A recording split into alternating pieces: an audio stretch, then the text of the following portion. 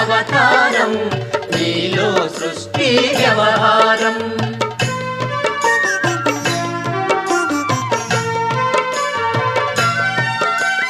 కలియుగమందున వెలిసితివి, త్యాగం సహనం నేర్పితివి, షిరిడి గ్రామం నీవాసం, భక్తుల మదిలో నీ రూపం. షిరిడి వాస సాయి ప్రభో, జగతికి మూలం నీవే ప్రభో, దత్త దిగంబర అవతారం నీలో సృష్టి వ్యవహారం.